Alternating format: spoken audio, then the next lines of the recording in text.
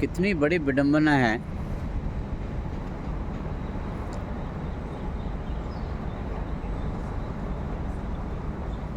जिस महोत्सव में और जिस त्यौहार में अभी तक लगभग 65 करोड़ लोगों ने संगम में डुबकी लगाई, भीड़ की, श्रद्धालुओं की इतनी तादाद होने के बावजूद भी कुछ लोग समाज में इस प्रकार से दुष्प्रचार कर रहे हैं इस त्यौहार का कि मानो ये त्यौहार नहीं, एक आडंबर है। मित्रों,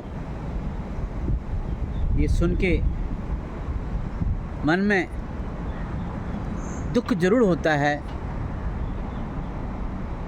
बड़ी वेदना प्रकट होती है, लेकिन हम क्या कर सकते हैं।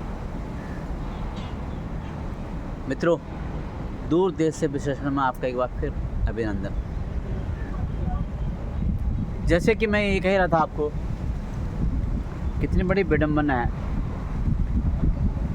ये जो फिलहाल जो एक आध महीने के अंतराल में जो घटनाएं घट रही हैं। अभी मैं कह रहा था ना कि दुष्प्रचार, मैं उन लोगों का बहुत आभारी हूँ जो कुंभ के बारे में और वहाँ पर जाने वाले श्रद्धालुओं के बारे में जो दुष्प्रचार कर रहे हैं, मैं बहुत आभारी हूँ उनका। अब आप बोलोगे ऐसा मैं क्यों बोल रहा हूँ, आपको शायद मेरे पर क्रोध भी आएगा, लेकिन ये बात सच है। जितना इन लोगों ने इस कुंभ महा मेले को दुष्प्रचार करने की इन्होंने जो भरपूर कोशिश करी, उतने ही अधिक मात्रा में श्रद्धालुओं में एक जिज्ञासा जागी और उस जिज्ञासा ने उनको उस कुंभ मेले तक खींच ले जाने में बहुत बड़ा योगदान दिया। आप देख रहे हैं, भारत ही नहीं, भारत के बाहर से भी लोग इस कुंभ में पवित्र स्नान करने आ रहे हैं। अरे पानी तो हर कहीं मिल जाता है, कहीं भी नहा सकते हो, लेकिन क्यों फिर कुंभ में ही क्यों? लोगों के अंदर एक श्रद्धा है, कुंभ में नहाने के बाद मन निर्मल हो जाएगा, तन शुद्ध हो जाएगा और कुछ पुण्य की कोठरी भर के वो आगे की यात्रा में चलेंगे। इसीलिए तो लोग जा रहे हैं। लेकिन हमारे भारत में कुछ इस प्रकार के लोग हैं जो इसके बारे में दुष्प्रचार कर रहे हैं। मित्रों, एक छोटी सी संति की बात आती है, उसका ये जो भावार्थ है वो है, अच्छा ऐसा है तो ऐसा।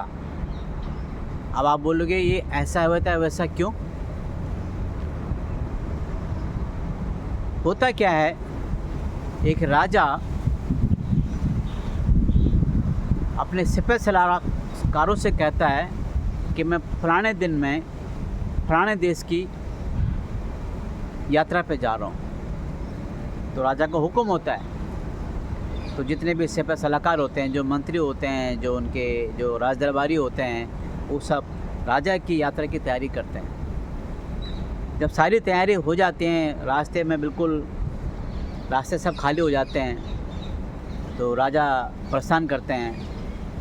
तो राजा प्रस्थान कर रहे होते हैं, तो एक वृद्ध व्यक्ति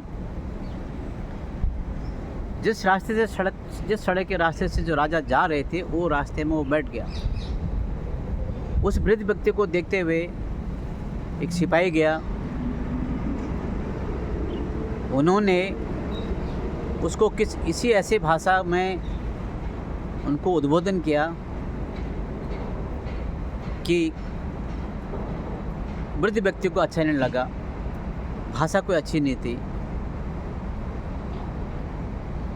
जो सिपाही ने जो भाषा की वो कटु भाषा थी, कठोर भाषा थी। तो जो वृद्ध व्यक्ति था उनके मुंह से इतना नहीं, अच्छा ऐसा है तो ऐसा, लेकिन वो हटे नहीं। सिपाही वहाँ से पीछे मुड़ा और अपने से बड़े अधिकारी को बोला, फलाने जगह पे एक व्यक्ति बैठा हुआ है, मैंने उसको सूचित कर दिया है लेकिन वो जाने को तैयार नहीं है। अमुक जो ऑफिसर है, जो अधिकारी है, वो जाता है। वो कुछ उसकी भाषा कुछ थोड़ा सौम्य होती है, कुछ सरल होती है। वो इतना ही कहते हैं कि आप जो भी हैं आप थोड़ी देर के लिए रास्ते से हट जाइए। जब आप हट जाएंगे तो राजा निकलेंगे आगे और आप फिर रास्ते में आ जाइए। तो जो वृद्ध व्यक्ति थे उन्होंने एक ही जवाब दिया, कह रहा है मैं तो हटूंगा नहीं, लेकिन अच्छा ऐसा होता ऐसा। वो जो अधिकारी था वो भी वापस आया। उसने अपने से बड़े अधिकारी को बोला। उसके बड़े अधिकारी उस वृद्ध व्यक्ति के पास पहुंचते हैं। वो भी उसको सूचित करते हैं कि राजा आ रहे हैं, आपको रास्ता खाली करना पड़ेगा। लेकिन उन्होंने माना नहीं। तो उन्होंने क्या करा, उस रोड के किनारे एक चादर बिछा के बोला, आप यहाँ पे आराम से बैठे, कोई दिक्कत नहीं है। उसने बोला अच्छा ऐसा हुआ तो ऐसा। नहीं माना वो भी अधिकारी वापस आया। उसने अपने बड़े अधिकारी को बताया कि ऐसी घटना घट रही है, राजा का जाना शुरू हो चुका है, राजा आ चुके हैं लेकिन वो हट नहीं रहा है, अब क्या करें।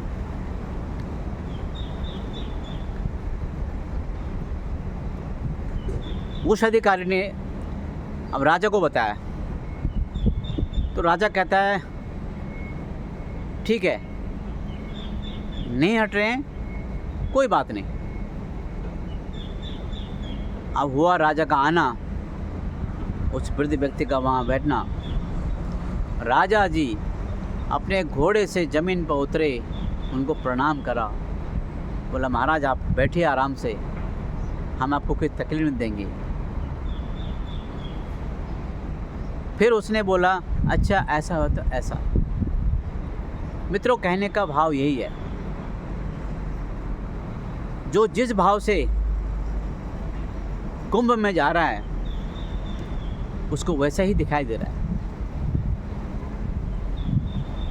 कोई अच्छे भाव से जा रहा है तो कुंभ भी यही कह रहा होगा, अच्छा ऐसा बता वैसा। कुछ लोग जा रहे हैं उस कुंभ क्षेत्र को बदनाम करने के लिए, उस कुंभ मेले को बदनाम करने के लिए। कुंभ तो यही कह रहा होगा ना, अच्छा ऐसा है तो ऐसा।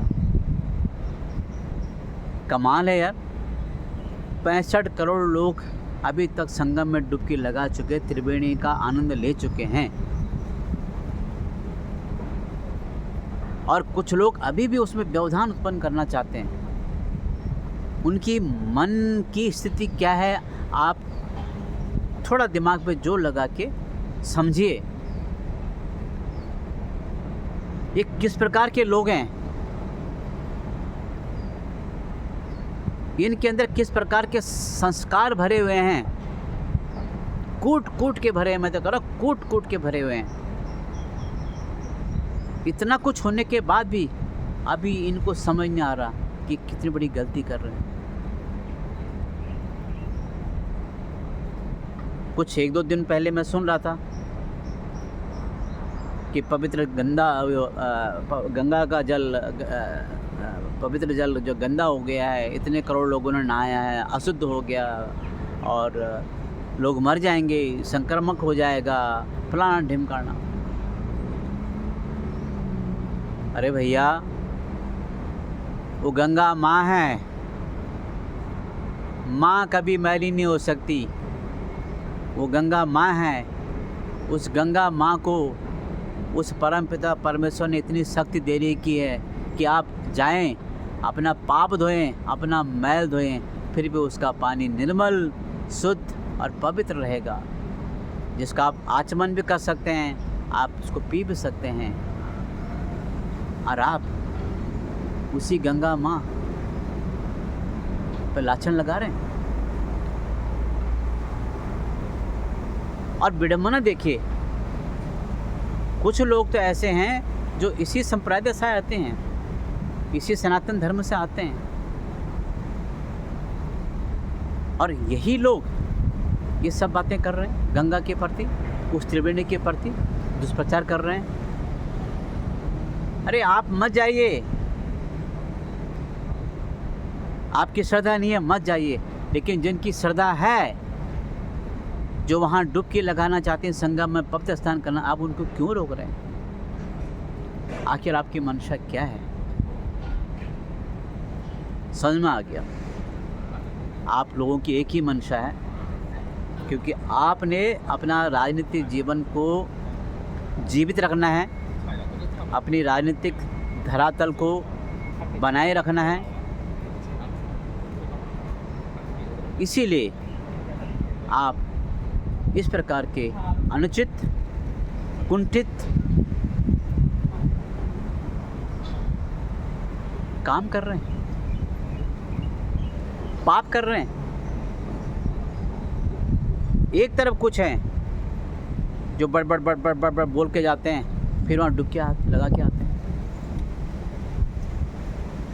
कुछ ऐसे हैं वो सोच रहे हैं कब ये कुंभ का मेले का अंत हो, क्योंकि उनको जाना तो है नहीं, लेकिन जनता जनार्दन कुछ लोग हैं जो चाहते हैं ये कब जाए, ये कब जाए, शायद आज जाएगा, शायद कल जाएगा, लेकिन अभी 2 दिन बचे हैं।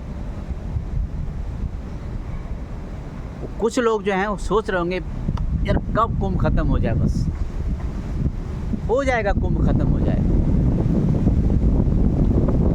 शायद आपके भाग्य में नहीं लिखा हुआ है उस कुंभ में नहाने का, उस कुंभ में डुबकी लगाने का, आपके भाग्य में नहीं लिखा है, इसलिए चिंता मत कीजिए। और ऐसा महाकुंभ 144 साल बाद आएगा, शायद उसमें तो ना आप जा पाएंगे ना मैं जा पाऊँगा, हमारी इस पीढ़ी के आने वाले 2 पीढ़ी भी नहीं जा पाएंगे। कितनी बड़ी मजबूरी है इन लोगों की, कितनी बड़ी मजबूरी हो गई। आप मित्रों, आप इस पे अध्ययन कीजिए।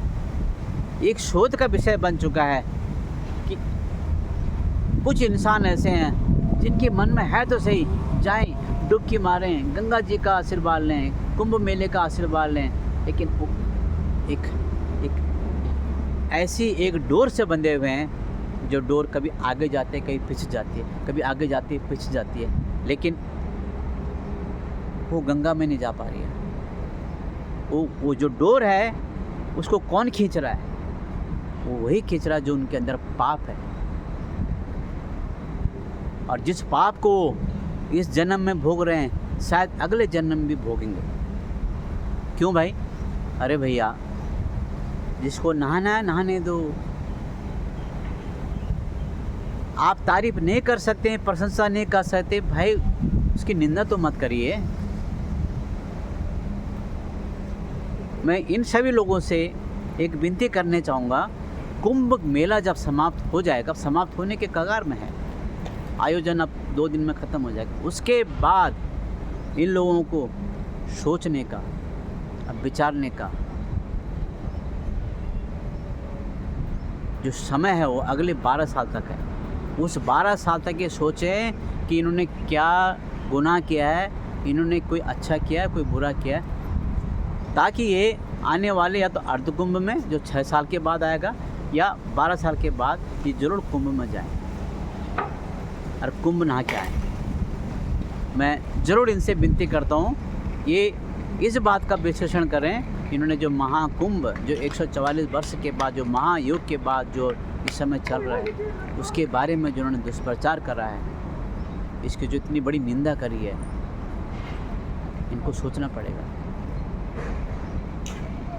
इन्होंने जितना निंदा करी उतने लोग वहाँ गए ये जानने के लिए कि क्या सचमुच में गंगा माँ गंदी हो गई है, कि सचमुच में कुंभ का मेला इतना भव्य आयोजन हो रहा है, लोग जा रहे हैं। और कई लोगों ने तो ये भी बोल दिया कि आप कुंभ के मेले को, उसका आयोजन है, उसके एक आध हफ्ता और बढ़ा दीजिए। देखो, कुछ लोग उसको बढ़ाना चाहते हैं और कुछ लोग उसको किस प्रकार से उसका दुष्प्रचार कर रहे हैं। मित्रों, इस बारे में सोचिए। इन लोगों से आप जहाँ भी मिलेंगे, रास्ते में मिलेंगे, कहीं भी मिलेंगे, आप उनको ज़रूर पूछिए कि आखिर इनके दिल में क्या चल रहा है, ये किस रास्ते पर चल रहे हैं। मित्रों, आज के अंक में इतना ही। फिर मिलता हूँ आपके अगले अंक में। तब तक आपको नमस्कार।